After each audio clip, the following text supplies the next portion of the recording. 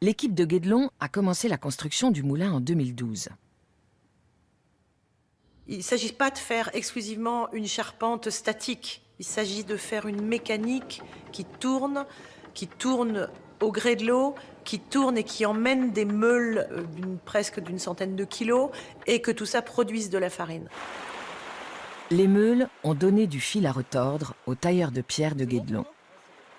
Le grès de Guédelon est un grès qui a pu servir à faire des meules. On a des carrières de meules gauloises à proximité de Guédelon.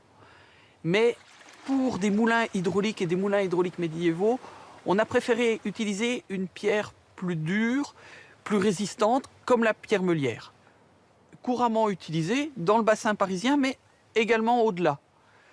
En plus, on s'est également rendu compte que les axes de circulation naturels, tels que les cours d'eau, ont permis, depuis le bassin parisien, d'amener cette pierre jusqu'à la région de Guédelon. Donc le choix de la pierre meulière était un choix qui est logique, qui est cohérent par rapport à ce qui se faisait à l'époque.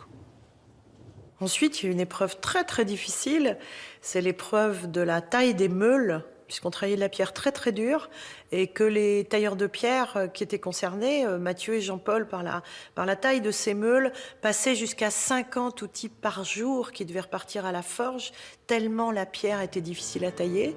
Pareil, ils ont été jusqu'au bout de l'exercice. Après, ça impliquait aussi les forgerons pour le grand fer, etc.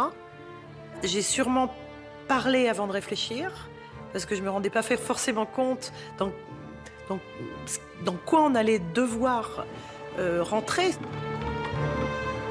Après 2 ans de labeur intensif, l'objectif est de rendre le moulin entièrement opérationnel pour le présenter au public dès le mois de juin.